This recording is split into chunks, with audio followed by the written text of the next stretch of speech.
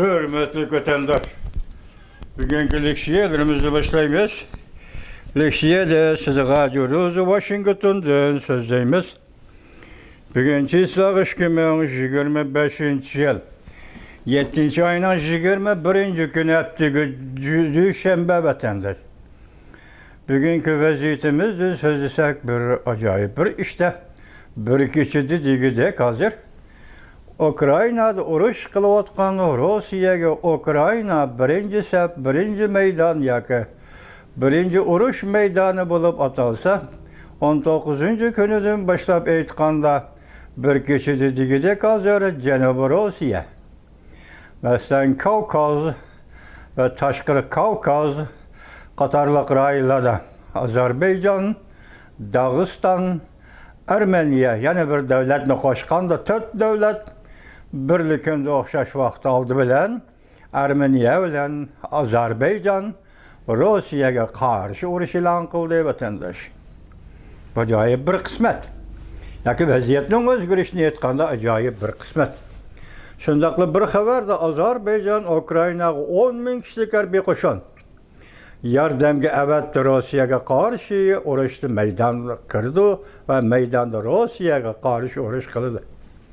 Şundaqla Eliyop hem özü şahsa özü namıda ve ağzıdan Prezident Vladimir Putin yaki Rusiyaga urush ilan kıldı ve qaltis vaziyet bolup çıktı. Yani qaraganda hazır Rusiya şarkıda Ukrayna ile elişvadıdı. Rusiyanın Cenubi Kavkaz rayları ağrından qozgaldı. Bu əsirlik qozgulaş 19. əsrin müstəmlikçilik tarihi başlanğan əsir deseniz belki şundaq da belki Kavkaz üçün aytqandı bu onundan burunqi vaqtlağı doğru kildiğanda. Şqilib Cenubi Rusiya qozgaldı. Cenubi Rusiya Kreml sarayının hükmranlığını rədd qıldı. Bu acayip bir iş degende Cenubi Rusiya eğer şu karşılık görüş roy bilen şundaq vaziyet yaratıp ahir bir yerde bir köç bir siyasi güçünü teşkillep ortaya çıkalaydigan bolsa demek Rusiyanın ikinci imperiyası değil. Mesela Gorbaçov'dan keyinki ikinci imperiyası. Uruş bilen özünün imperiya tarihini yaratmakçı bolgan Kreml sarayının bundan keyinki küşünü qandaq buludu, onun kelgisi qandaq buludu, tarihi qandaq buludu, halkara devletlara münasebeti qandaq buludu. Həmmide mühim bir tarafı şu ki, Rusiya muşu künge düşkende, muşu künde qalğanda Cungo'nun takdiri qandaq oldu. Çünkü Cungo Rusiyaga yölünüp tağ süptede, Rusiyaga işinip dost ve kadina süptede, hazırgıcı Otur Asiyaga hükmranlık kılıp geldi. Otur Asiya'dan başka en mühimi Rusya ile Xitay'ın tömür tapını Uyguristan'ı besip yattı. Uyguristan'ı işgal kıldı. Çar Rusya Uyguristan'ı Xitay'a müstemlik kılıp geldi. Hatta yakın zaman tarihinde Rusya Bolşevik Stalin birinci kıtım Xitay'ın Kuomintang partiyası müstemlik kılıp verdi 1945 yıl. İkinci kıtım Cungo'nun Komünistik Partiyası müstemlik kılıp verdi 1950 yıl. Bu tarih Rus bilen Xitay tarihi, Rus bilen Xitay'ın birliki, Rus bilen Xitay'ın işkuyun, taşkuyun buluşu en ağır bedel töleş gelip gelge Uygurlarını muşu bugünkü künge kaldırgan münasebet del Rusya, Cungo iki devletlerin münasebetidir. Tarihi münasebeti, diplomatik münasebeti, harbi işlem münasebeti ve bardikelde sadece ticaret münasebeti ve şundaq tayiniş, birbiriga yolunu biliş, siyasi Avro Asiya'nın merkezinde müstemliki Uyguristan'ın Xitayga müstemliki bulup gelişini keltirip çıkardı. Bugün Cenubi Rusiyaga ot tutaştı. Biz bu otdan kengayip, teximi ulguyup, Kreml'nin ikinci imperiyasını yanı bir kıtım gumran kılışını dört gözümüzle kütümüz vatandaş. Bu haberlerini anlaysız, kayta tekrarlanan haberler. Kısa haberler, birinci xatarlik. Rusya armiyası vaba ilahi rayına kirip kaldı. 300 nəfər əsgərdən 283 nəfər əskər halak oldu. Ukraynanın 10 milyon dollarlıq raketası Rusiyanın 20 min radarına beyran qıldı. Ot küçü uruş teyarlığa 7. ayının 20. günü yutub. Yani bir haber, Prezident Vladimir Putin'in krizisi Rusya Kavkaz'dan ayrılıp kaldı.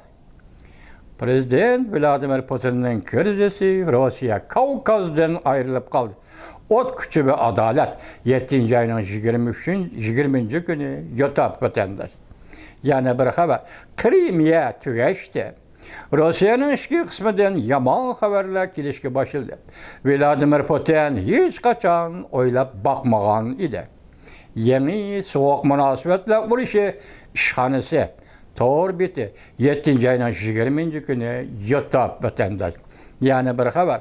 Ukrayna armiyası 250 kc belgelik ok beşi havağa götürüldü. 1000 kilometre boylap Moskvaga yetib bardı. Qaytarmaz zarbada mag'lub bo'ldi Moskva. Rossiya bronvikleri tarmar qilindi. Ot kuchi urushga tayyorlik qilish to'g'ri bitdi. 7. ayning 20. kuni yutib. Yana bir xabar. 180 ming kishilik zo'r armiya to'plandi. Polsha qo'l soldi. Eslemauza 180 ming kishilik askeriy kuch, 200 dona harbiy aeroplan sepras bo'ldi. Polsha Belorussiyaga qo'l soldi. Belorussiya Rossiya ittifoqi harbiylashdi. Belorussiya bilan Rossiyaning ittifoqi harbiylashdi. Ya'ni harbiy munosabatlar davri kirdi. Ming Jiangbang 7. ayının 20. günü yutub. Yani bir haber, Rusya Moldaviyaga askar chiqarib hokimiyatni og'dirmoqchi bo'ldi. Asli mavzu Vladimir Putin sarang bo'lib qoldi. Öndaş Rusya yollanma qo'shinlarni mashqlantirishga boshladi. Moldaviya hukumatini og'dirmoqchi bo'ldi. Yer shari tez xabarlari torbiti 7. ayının 20. günü yutub. Ukrayna 70 tane adamsız aeroplan bilan hücum qildi. Vladimir Putin'nin konu uvusi arkadan partladı.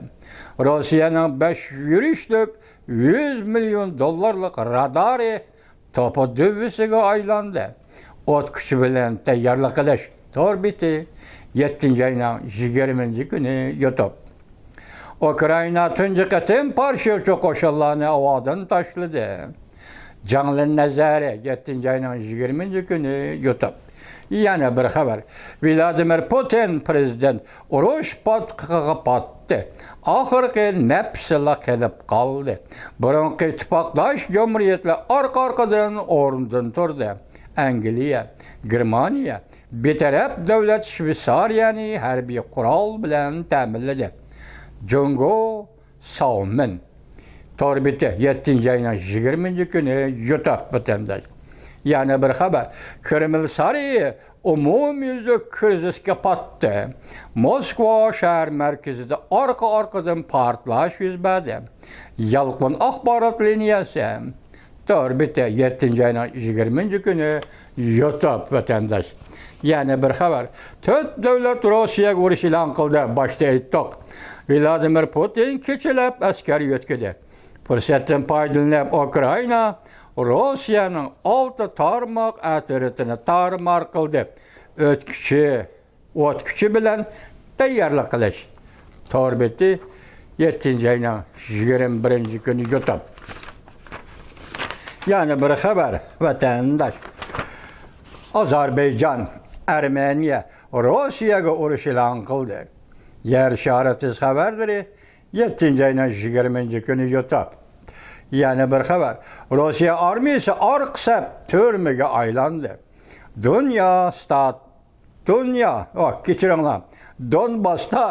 Donbass'ta qatqalliq urush o'rlashga boshladi. Ukrayna Rossiyaning 100 yurishlik urush tayyorligini bitjit qildi. Yangi so'g'oq munosabatlar urushi ishxonasi 7. ayının 20. günü yutub vatandaş. Yani bir haber.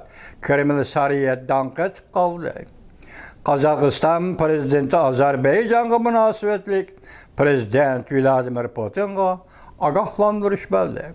Qurol-yarog' kuzatuvchi torbiti 7-ayning 21-kuni Qozog'iston prezidenti Toqayev apandi ayni chog'da Rossiya Ukrainaga tajovuz qilib kirganda e'tiroz bildirgan edi. Qo'llamaymiz degan ma'noda e'tiroz bildirgan edi. Bu qatim ham Ozarbayjon rasmiy Rossiyaga urush e'lon qilgan, ya'ni nima dedi? Bu xabar mavzu Xitoycha, uning mazmuni Ruscha, inglizcha ekan. Men bir taraf qilamadim vatandoshlar, kechiring. Demak, bu yerda bir gap, Qozog'iston prezidenti Toqayev Rossiyaga ogohlantirish berdi deb tushunsangiz bo'ldi.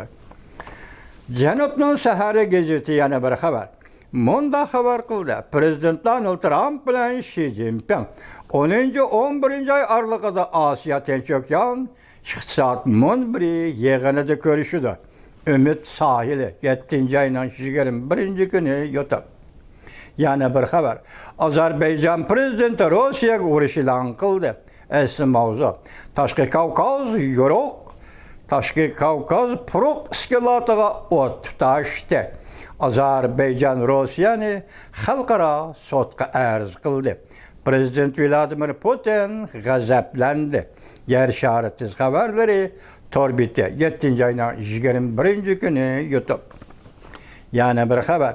Rossiya agar yengiltaklik qiladi ekan, NATO avval bu shaharga hujum qildi. Vladimir Putin o'ltirolmay qoldi. So'g'oq munosabatlar urushi ishxonasi. NATO hujum qildi deb faraz qilingan shahar Kaliningrad. Kaliningrad shu Finlandiya tarafda, shu taraf kichikrog'i deyman.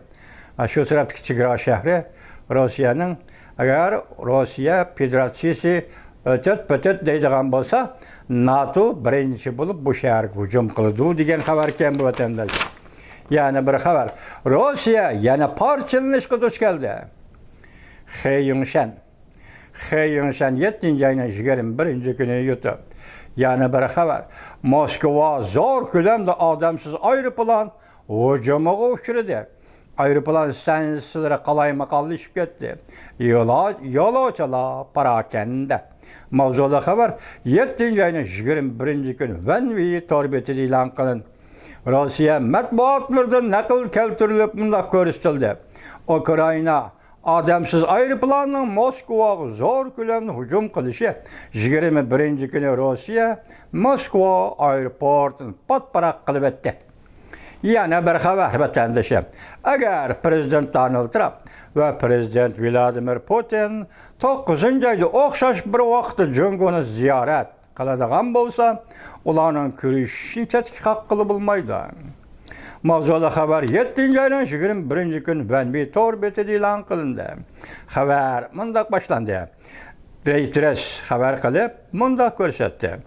21-kuni Kreml saroyining ko'rsatishicha, agar Rossiya prezidenti Vladimir Putin bilan Amerika Qo'shma Shtatlari prezidenti Donald Trump 9-oyda o'xshash vaqtda Jungoni ziyorat qiladigan bo'lsa, ikki davlat rahbarlarining ko'rishish mumkinligini chetga qoqilib bo'lmaydi. Yana bir xabar emas, bundan davom vatandosh. Kreml saroyi bayonotchisi Peskov mundaq ko'rsatdi. İki davlat rahbarlari jumladan Xi Jinpingni o'z ichiga olgan 3 davlat rahbarlari ko'rishamdi deb savol qo'yilganda Peskov mundaq ko'rsatdi. Agar shu chog'da prezident Donald Trump Beijingda bo'lsa, ko'rishish masalasini chetga qoqilib bo'lmaydi. Biz bundan burun bu xabarni sizga qanday yetkazgan edik? 9-ayning 3-kuni Amerika Qo'shma Shtatlari prezidenti Donald Trump, Rossiya prezidenti Vladimir Putin Beijingda ko'rak sahnasida, ya'ni 80-yilligi, Ulug' okean urushi oxirlashganligining 80-yilligini tabriklash ko'rak minbarida o'tirdi va qatnashdi degan edik. Undan keyin dedik, 9-ayning 20-kunlari Amerika Qo'shma Shtatlarining Nyu-York shahrida ochiladigan Birlashgan Davlatlar Tashkilotining yillik yig'inida 3 davlat rahbari yana bir qatim ko'rishdi. Bu chog'da Jungoni raisi Xi Jinping Amerikaga ziyorat keldi degan edik. Undan keyin nima dedik? 10 joyda ko'rishdi dedik. Hozir yana boshqa nima dedik? Osiyo tinch okean iqtisod munbiri yig'inida. Ya'ni 10 joyda 11 joy oralig'ida. Bu yig'in qayerda ochildi? Bu to'g'rida javob yo'q. Mush yig'in harpsida 10 joyda ko'rishdi, 11 joyda ko'rishdi. Oxiri kelib, endi Beijingda shu kunlarda Prezident Donald Trump ziyoratga yetib kelgan bo'lsa, Prezident Vladimir Putinning Beijingga ziyoratga borishi cho'qim bo'lsa va 9-oyning 3-kunidagi harbiy ko'rakka qatnashadigan bo'lsa, 3 davlat rahbarlari, masalan, Amerika Qo'shma Shtatlari prezidenti Donald Trump, Rossiya Federatsiyasi prezidenti Vladimir Putin, Jungoning raisi Xi Jinping Beijingda bir qatim jam bo'ldi degan gap. Bular bu 3 davlat rahbarlari o'zaro suhbatlashganda qanday mavzu ustida suhbatlashadi vatandoshlar? Bu tarafda ochiq emas. Ikkinchi bo'lib 9-oyning 20-kunlariga ulg'atib Prezident Vladimir Putin Nyu-Yorkka kelgan bo'lsa, Jungoning raisi Xi Jinping Amerikani ziyorat qilgan bo'lsa, Amerika Qo'shma Shtatlari prezidenti Donald Trump bularga qarshi kelib 9-oyning 20-kuni Birlashgan Davlatlar Tashkilotining yillik yig'iniga qatnashadigan so'rinda uchrashdi, suhbat qurdi. Suhbat mavzusi, suhbat temasi nima? Hech kim bilmaydi.